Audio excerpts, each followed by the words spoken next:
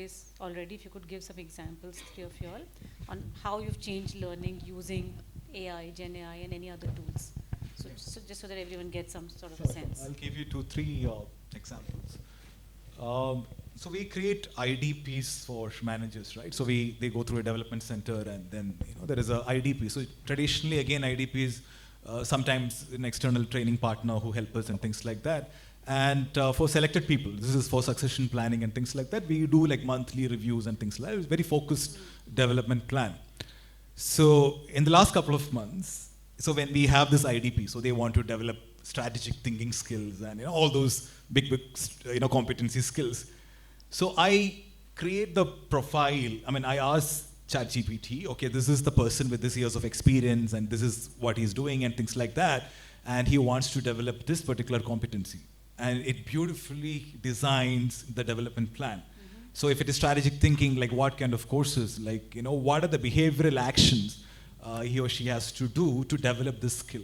So based on his profile, right? He has 16 years experience, and this is the team he has, and these are his areas of improvement. On a scale of 1 to 5, he's here. So now tell me. So just like a surgical, learning, right? So instead of giving a generic thing, so we kind of design, very clearly, very personalized. So this is the need. So it will give you a proper development plan. So this is one area. Other area, which we are just going through this campaign right now. So so I am part of Sony's software development center. So we want to kind of upskill almost everybody in the company on AI, right? Because it's a big thing. So so we have all these platforms, LinkedIn Learning and Udemy and all those things. So we are doing a campaign right now. So every week, so there is a trivia. Okay, it's called the AI Mastery Quiz. And it's open. It's a virtual thing. Everybody can attend. So we use this ahaslides.com and all for creating, how the platform to create the test. Now, I'm not great. I mean, technically, I'm not good in AI. I mean, I'm an HR guy. Same with my team. So now I have to create questions, right? So every week we have a theme. So it starts with the beginner level, starting with all this PyTorch, all those beginner level stuff, right? So we only know these words. We don't have any background on this technology. So what we used to do, so we go to LinkedIn Learning. So LinkedIn Learning has something called transcript, right? So we copy paste the transcript from LinkedIn Learning, paste that into ChatGPT, and we'll ask ChatGPT to set questions based on this transcript, right? And it will give you a proper question with 4 options and the right answer, right? So we copy paste that into our, the trivia, the tool. And so we are like, with real intelligent people, we ask these questions. We don't have any background on what it is all about. And it gave the right answer. And the best thing is, we want to kind of customize it a little more, okay? Because we are working for a Sony Software Development Center. So I asked ChatGPT, can you come up with some questions based on what Sony is doing in this area? Most of our folks don't know what Sony is doing, okay, being in India. ChatGPT actually gives questions like, when did Sony started using AI in the music albums? Oh. And we always shocked, like in 2012 or something, Sony created a music album using AI. Nobody knew it, but it came out of this. So we asked this question to our people, and they're like, so this kind of, capabilities is amazing, right? And then, we use it in a lot of places, like creating case studies for, first-time manager workshop. Yeah. And in many places we use it, and it's it's amazing. Making you and the L&D team look a lot more smarter. Look smarter, yeah. They are like... Payal, would you want to... Sure. So, anybody from Standard Chartered here? I don't think so. Okay, then we could partner in talking about it. So, in my last organization, so Standard Chartered, they have an AI-driven learning university, Discovery. With SC as Standard Chartered in between. So I was instrumental in, rolling it out globally, worldwide, and our learning journeys and all were AI driven. So one thing that I really recommend, and I really feel that it really helped not just L&D, the entire workforce, is awareness about AI. Yeah. How to use, because sometimes we may not know how to use it, and we may come up with a learning journey, or we may come up with a curated path which is not the right solution. True.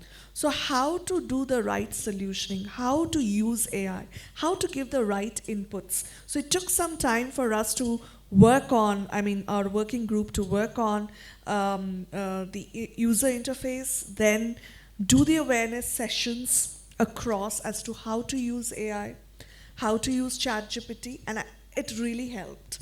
And I think these kind of awareness, you really don't need an AI-enabled portal or university for that. Small sessions, knowledge-sharing sessions in in our companies or wherever we are working. Even this kind of an event, if we also have something like how to use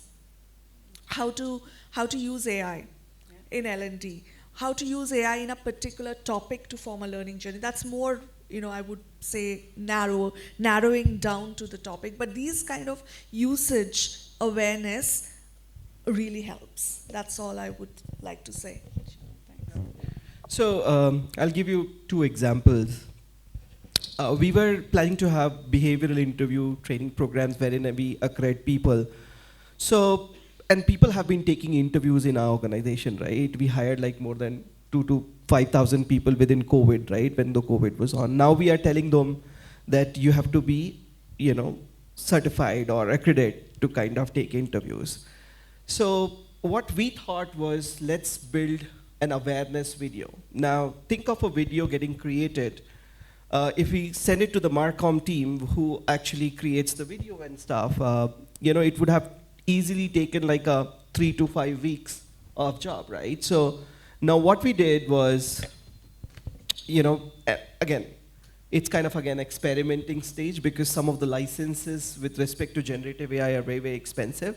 So a video generation tool or an AI tool that we wanted to use to create that awareness video, wherein what we're going to do is just give them the text, whichever language you want to create that video, it is a possibility. Whichever leader you want to put just to talk about that particular video, leader doesn't have to really come in front of the camera and really build that video. It can be just his picture and lip sync. Everything can be done using that generative AI tool, right? So the awareness video could have been created, in just few minutes. So that was one of the use cases that we want to do. Similarly, we wanted to, roll out a podcast, and we wanted to use the same technology there to kind of run that podcast, wherein we have the experts who are technologically very, very sound. However, when it comes to communicate to people or come in front of the camera, they may be shy, they may not be apt, but you put that same back onto the generative AI tool, and it is ready with the video or the podcast immediately. So that's the second one. One more thing, wherein, if I ask you like what KPMG is known for, and everyone would raise their hand saying that we are an audit organization per se. So yes, we are an audit organization. And we saw a lot of, we check a lot of documents to understand whether these are correct or not. Now imagine if it's a fresher and he wants to understand what this document is. So we are feeding that entire thing into a model wherein now if you ask a question, instead of you taking support of another individual, you ask ChatGPT and say, this is the document, these are the information, is this correct or not? How should I go ahead with this document to verify whether it's correct or not? The ChatGPT is ready to give that answer, right? So not the ChatGPT, but the AI tool is ready to give that answer. So many use cases which are there. I would like to quote one more for that reason. So let's suppose if you want to learn Python as a language, right? And you do a Google or a YouTube search, just say Python, and I'm sure that you would get around, say, more than 1,000 entries there. Yeah, almost like 1,000. Now you want to learn very specific thing in Python, not everything in Python.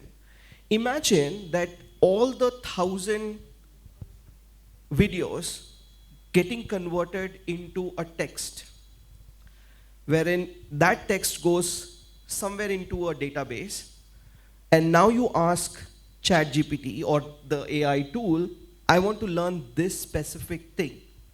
Instead of showing those 1,000 videos, it will specifically pick that video where that answer is available, and you are only watching from that timestamp rather than the entire video. Maybe 1 or 2 profound videos which will really help you to get an answer to your question. So that is also a possibility. Absolutely, and I think prompt engineering is becoming a very popular course amongst all of us, right? Yes, Because we need yes. to learn how to use AI. But Uday, while you were giving examples, and all of you, right? ChatGPT is just one of the tools we're talking about.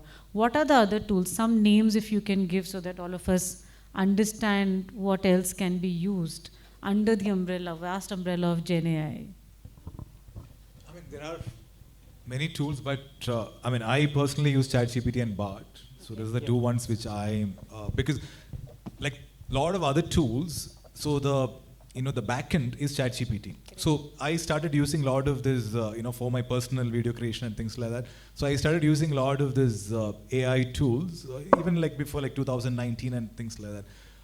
But later I came to know all those tools, they pull data from the OpenAI's system. Correct. So only now it went to public. So so there are a lot of tools, but OpenAI's tools are the top ones. But even other tools which is there in the market, most of them pull data from this thing. So obviously there's OpenAI, Google, Microsoft. These are the top 3 companies who are ahead in this game. So they are actually like you giving support to most of the tools. Sure. So there, an interesting one which I came across yesterday. So let's suppose you want to hear a Rahman song, right, which is Hamma Hamma, only with flute. Do you think it's possible? It's possible. If you want just to hear the drums in the Hamma Hamma song, it's possible. So there are tools like Stable Diffusion and Midjourney that you can use to create, such music output as well, right? Like, and imagine you want to create a logo. You don't have to go to a logo designer. You just put the information in that, and ta-da, here you go. Like, and other day I was experimenting something like with the imagery tools. Though again paid, and didn't use the paid version. I was using the free version, wherein I said I need a frog with elephant's body.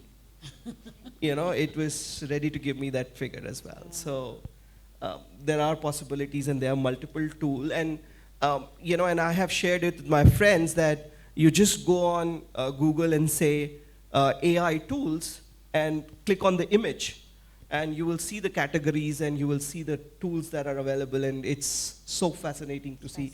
It's not just ChatGPT, there are so many others. which is available. So related to image, voice, video, everything can be done. Wow. And it's so much happening outside. How do we prepare our L&D teams, for this change? And this is going to be very rapid, right? I mean, today's AI, today's ChatGPT, Gen AI, tomorrow is going to be something else, right? So how do we keep our teams prepared to, to ensure that we enable learners, like you're saying, handle them, coach them? I mean, and if we don't upskill ourselves, there's nothing that we can do for our learners. So I think we humans, we have tamed almost everything that has come our way. And learning and development as a function is a function always on their toes. They have to know it a little before maybe, and then enable others to know. I always used to remember one of my seniors used to always tell me when I was a facilitator that you should be 5 steps ahead in knowledge, otherwise. So however concepts are changing nowadays, don't really need to be always 5 steps ahead of your audience. But yeah, so I think somewhere, yes, L&D has to always be on our toes.